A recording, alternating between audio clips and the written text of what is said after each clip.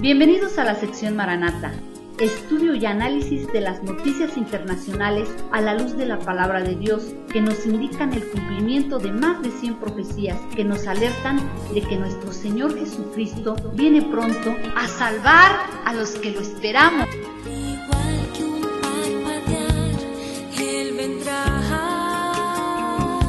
como un ladrón en la noche, volverá. Su gloria en las nubes, si veremos. Maranata, Él vendrá, volverá.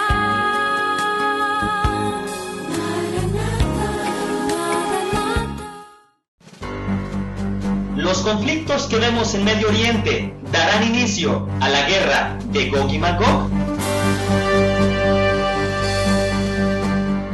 La primavera árabe que dio inicio en Medio Oriente, derrocando gobiernos y dictaduras, será la mecha que prenda fuego al invierno de Israel, que conocemos como la angustia de Jacob.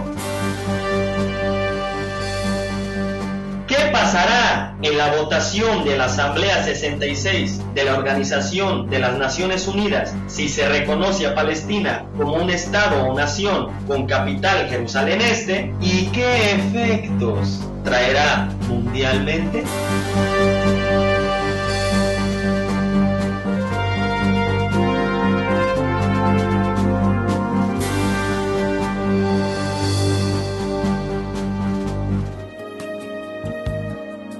Hola amigos y amigas, bienvenidos a su noveno programa de su serie profética Maranata. Bueno, nos acompaña nuevamente Raúl para hablarnos de este tema que es muy interesante. ¿Qué nos puedes decir con la Biblia? ¿Crees que los ataques terroristas a Israel den inicio a las guerras del fin? Nuevamente, gracias Pepe por la invitación, un saludo a todo tu auditorio y doy gracias a Dios por su bendita palabra que nos alerta y nos adelanta las cosas que van a venir. Como dice Isaías 42:9, contestando la pregunta, obviamente al ver cómo está convulsionado todo el Medio Oriente y sobre todo lo más importante, lo que nos dice y nos alerta la bendita palabra de Dios en el Salmo 83, que esto va a ser el chispazo de la provocación a Israel, que ponga en peligro su seguridad y que será el detonante para las guerras del fin.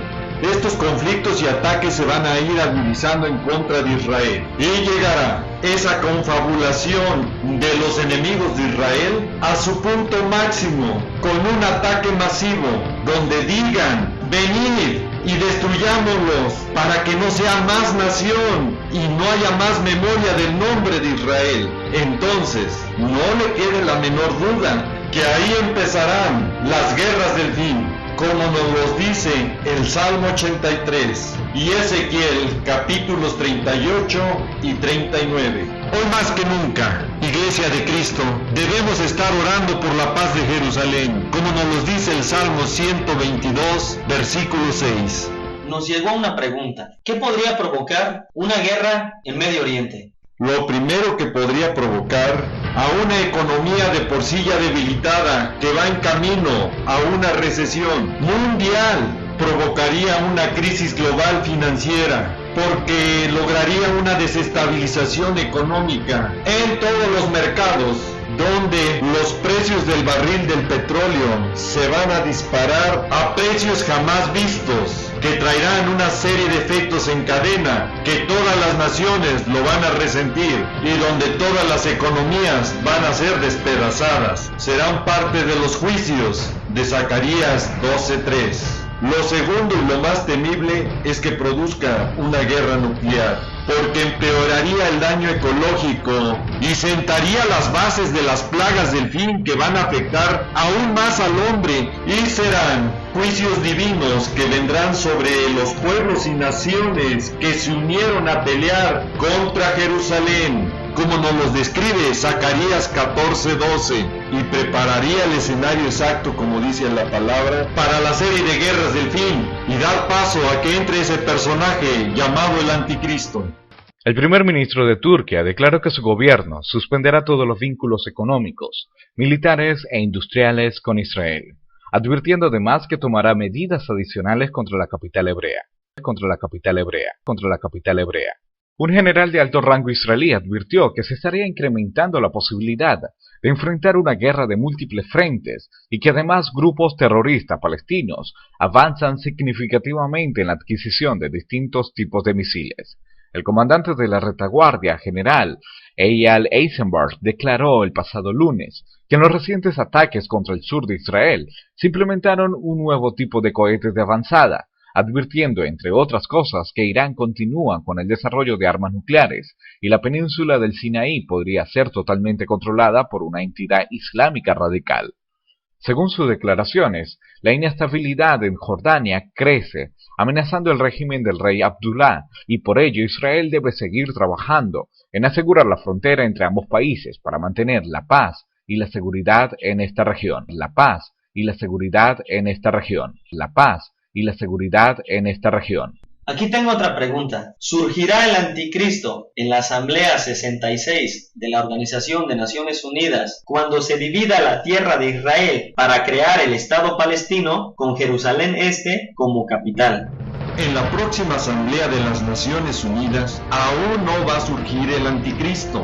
La palabra de Dios nos lo dice claramente en Daniel 9:27, que el anticristo inicia después de una confirmación, no antes.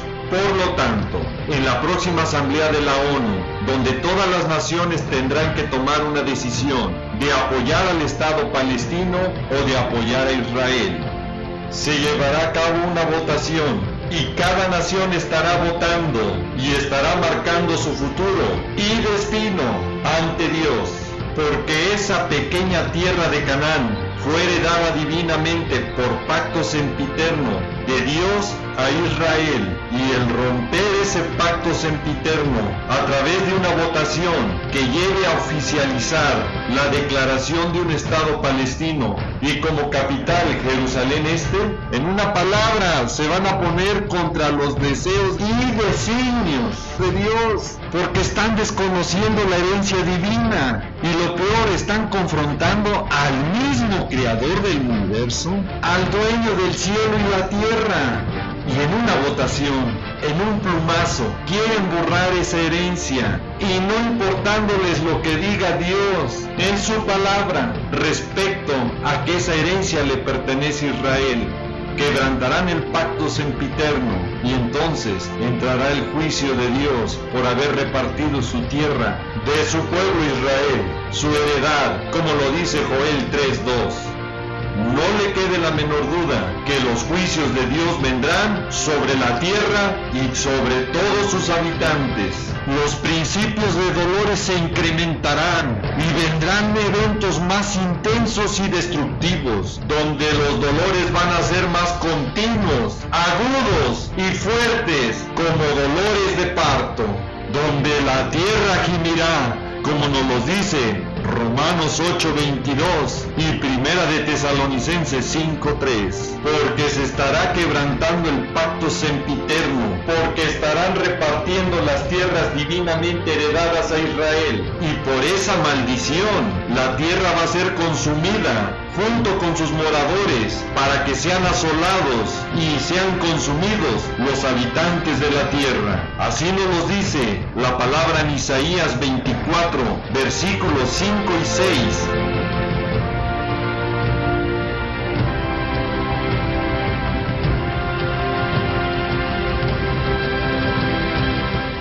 ¿Coincidencia o diosidencia? Ante nuestros ojos hemos estado viendo en este año cómo las naciones van caminando conforme a la profecía, al ponerse ya en contra de Israel y quererse cargar la piedra pesada a Jerusalén, mostrando, declarando y apoyando al Estado palestino y reconociendo a Jerusalén Este como su capital. El Cuarteto para Medio Oriente se reunirá en Washington, en un intento por encontrar una solución para evitar una confrontación con Israel en la ONU, ante el posible reconocimiento de un Estado palestino el próximo mes de septiembre.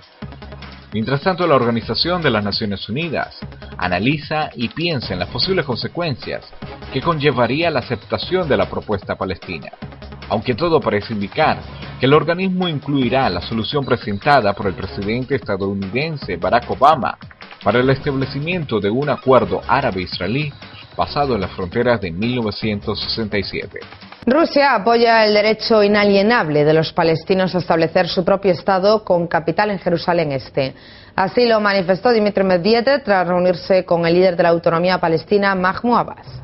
Coincidencia o diosidencia que estamos viviendo los últimos días de los postreros tiempos, con estas señales cumpliéndose frente a nuestros ojos del reloj profético de Dios, Israel y su ciudad santa, Jerusalén, como nos lo dice Daniel 9:24. Tengo otra pregunta. Hay muchos que tienen esta duda, que si la iglesia pasará la semana 70 y la gran tribulación. Muy buena pregunta. Para los que estudiamos la palabra de Dios, encontramos diferentes posturas o posiciones doctrinales que defienden y dan versículos que supuestamente les dan sustento de tener la verdad. Pero nosotros debemos compararlas y leer estos argumentos bajo la luz de la palabra de Dios en su contexto. La clave será ver que estos argumentos no presenten contradicciones con otros versículos de la misma palabra de Dios. Esto nos llevará a ver si es una posición correcta o no. Hicimos un video hace tiempo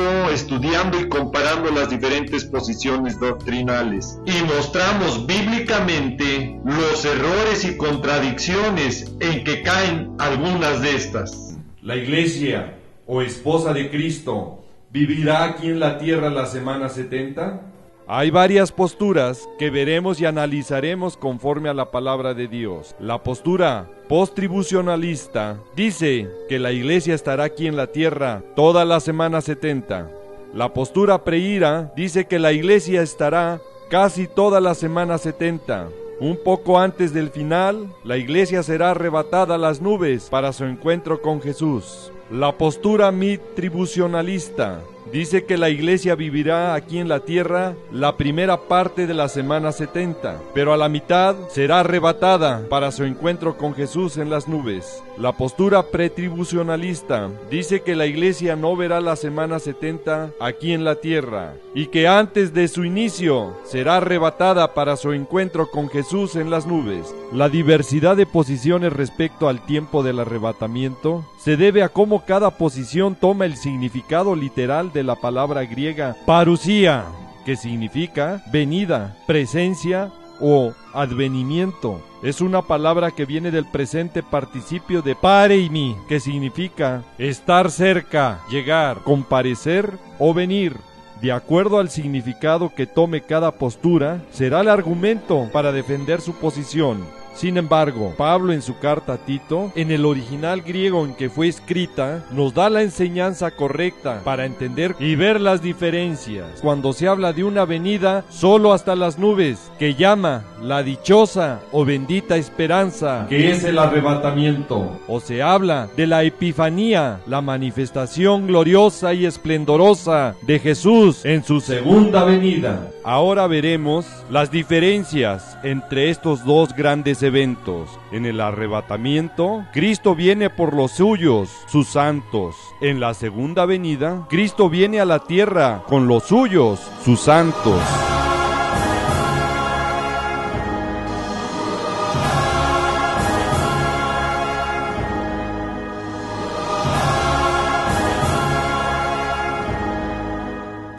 En el arrebatamiento, el encuentro es en las nubes. En su segunda venida, el encuentro es en Israel, en el monte de los olivos.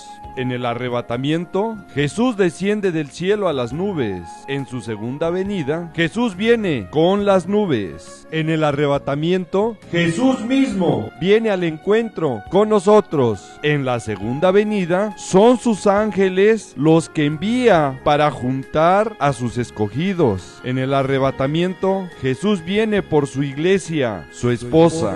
En la segunda venida, Jesús viene con su esposa y como Mesías a Israel. En el arrebatamiento, Cristo viene como la estrella resplandeciente de la mañana. En su segunda venida, Cristo viene como el sol de justicia. En el arrebatamiento, la iglesia entra en el gozo de su Señor. En su segunda venida, Israel termina con su angustia de Jacob. En el arrebatamiento, la iglesia es llevada a sus moradas celestiales. En la segunda venida, los salvos resucitados no van a sus moradas celestiales, reinarán por 1000 años aquí en la tierra. En el arrebatamiento no hay juicios sobre los habitantes de la tierra. En su segunda venida, Cristo juzga a todos los habitantes de la tierra. En el arrebatamiento, la iglesia es llevada a los cielos. En su segunda venida, Cristo establece su reino milenial en la tierra. En el arrebatamiento, Jesús viene como ladrón en la noche. En su segunda venida, viene en poder y gloria. En el arrebatamiento, la señal es cuando digan paz y seguridad. En su segunda venida, hay muchas señales de la venida física de Jesús. En el arrebatamiento, es solo para los de Cristo.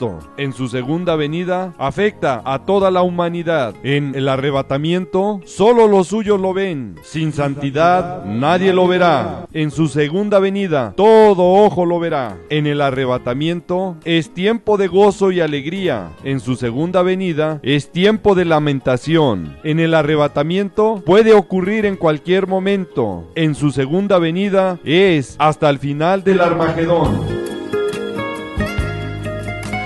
La posición postribucionalista toma como argumento 1 Corintios 15:23, pero cada uno en su debido orden en Cristo, las primicias, luego los que son de Cristo en su venida. La palabra indica solamente en su venida, no especifica o dice segunda venida, como para relacionarla hasta el final de la semana 70, cuando sea la primera resurrección, solo de los decapitados. Así lo especifica la palabra de Dios. Si fuera una primera resurrección general, como esta posición la toma, veremos varias contradicciones bíblicas. A la mitad de la semana 70 hay otra resurrección, la de los 2 testigos en Jerusalén. Entonces, hay algunos que se van antes de la primera. El error continúa juntar en un solo evento el arrebatamiento con la segunda venida. No ven las grandes diferencias, que en el arrebatamiento resucitarán primero los muertos en Cristo y después nosotros, los que vivimos, los que hayamos quedado, seremos arrebatados juntamente con ellos para encontrarnos con nuestro Señor Jesucristo en las nubes. En la primera resurrección solo hay muertos, que son las almas de los decapitados. No hay vivos como hay en el arrebatamiento. Otra incongruencia de esta posición es que si la iglesia pasa aquí en la tierra la semana 70, como dice, entonces todos los salvos formarían parte de ella y se irían en el arrebatamiento a sus moradas celestiales, donde nuestros cuerpos humanos serán transformados en el arrebatamiento, porque la carne y la sangre no pueden heredar el reino de Dios. Seremos como ángeles que ya no podremos procrear. Los impíos se quedan en la tierra y serán todos destruidos. Por lo tanto, no habría cuerpos humanos para procrear el milenio. Vino entonces a mí uno de los 7 ángeles que tenía las 7 copas llenas de las 7 plagas postreras, y habló conmigo diciendo: ven acá, yo te mostraré la desposada, la esposa del Cordero. Este versículo es clave al leer el contexto de la palabra de Dios. Nos dice claramente que antes que sean derramadas las 7 plagas postreras, que son las 7 copas que están llenas, la desposada, nosotros, ya somos la esposa de Cristo. Esto nos indica que ya se celebraron las bodas del Cordero. Y esto es mucho antes de la segunda venida de nuestro Señor Jesucristo.